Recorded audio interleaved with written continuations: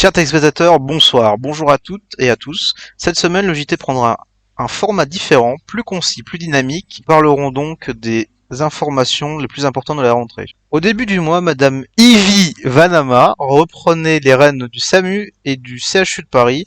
Nous faisons un point. Oui, en effet, Dany, nous avons pu remarquer que le service d'aide médicale urgente, SAMU, était de plus en plus présent et prêtait main forte à la brigade des sapeurs-pompiers de Paris et à la sécurité civile. En parallèle, le CHU est beaucoup plus souvent ouvert, ce qui permet aux Parisiens de s'y rendre directement pour des urgences, des petits bobos, ou même pour pouvoir y prendre des rendez-vous paramédicaux. Les équipes ont été renforcées, ce qui fait du bien aux Parisiens.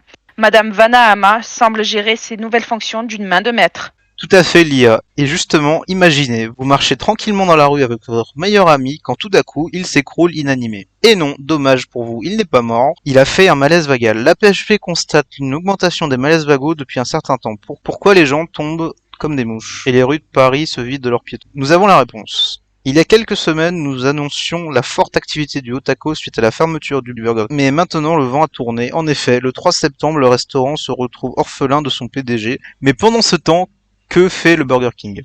C'est une bonne question, Dany, et je peux y répondre. Burger King a été repris depuis la fin du mois d'août et il a fallu du temps pour que le train se mette en marche. Mais aujourd'hui, il me semble qu'une bonne petite équipe gère l'enseigne américaine.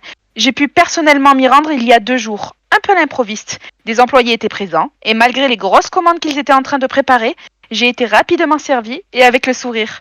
J'en suis repartie satisfaite et repue. Cela permettra au service de secours de se libérer du temps pour gérer les autres soucis que rencontrent nos Parisiens. Je ne sais pas si vous êtes au courant, Lia, mais le commandement de la baie est probablement repris par le colonel Steve Pross, déjà aux commandes de la sécurité civile. Depuis son arrivée, une restructuration des effectifs a été déjà lancée et nous avons pu aussi constater des interventions en interservices. Cela peut être bénéfique pour les deux structures qui, par ailleurs, la BSPP et la SC recrutent des professionnels mais aussi des réservistes. N'hésitez pas à vous rendre sur le Pôle emploi, site de la mairie de Paris pour vous renseigner. Nous vous l'annoncions le 5 septembre dernier. La mairie a inauguré un nouveau service, la Direction nationale d'enquête fiscale. Oui, nous allons essayer d'obtenir un rendez-vous pour une interview avec Madame Lana Johnson afin de mieux comprendre quel est le but de ce service d'inspection des finances publiques et du travail et quel est son fonctionnement.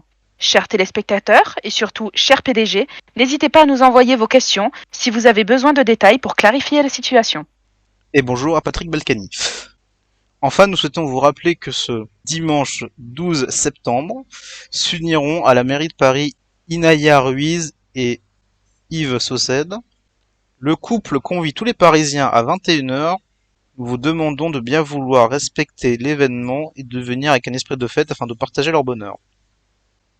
C'était Lia Hawthorne et Dany Meyers pour Grand Paris Info. Merci de nous avoir suivis et à bientôt.